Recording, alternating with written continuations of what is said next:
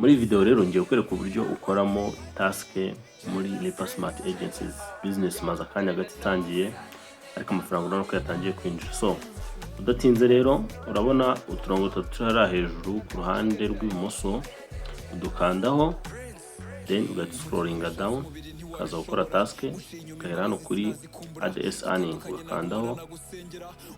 Iyo ukanze hero loading ikaguhereza ad, buri ad urebye no amafaranga 40 wivinga amasegonda 5. urabona ad ni nyinshi zose urazireba, ntabwo ndi butinde kubera yuko ntabwo nshaka kugira video ndende.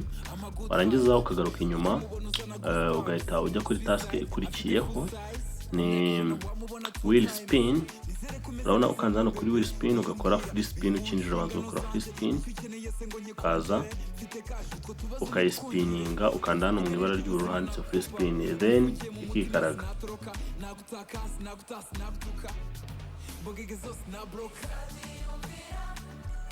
Iyo umaze guspininga rero uragaruka hano kuri YouTube ugakanda an. Umaze gukanda an bahita baguhereza video ureba. Buri video yivinga amasegonda 20. urabona buri video ni amafaranga 80 y'amanyarwanda. Ukajya ukanda hano kuri watch, iva ukanda next. Izi video zose urazireba kugira ngo amafaranga akomeze kugenda yiyongera. So ukagaruka ukareba kuri TikTok naho ugakanda an, then naho ni bisanzwe na kuri ababigenje kuri YouTube baguhereza video, ukajya ureba video yarangira ugakanda next ukareba ikurikiye. Hano no buri video na amafaranga 40 y'amanyarwanda. So wamara kureba video rero za TikTok, uragaruka izo bagwaye zose urazireba ukazirangiza, then ukaza kuri trivia ugakora trivia. Trivia ni ibibazo 6 bakubaza, ukabikora baguhereza iminota 3 usubiza ibibazo 6 byose ugomba kubyuzuza kugira ngo ubone amafaranga 120.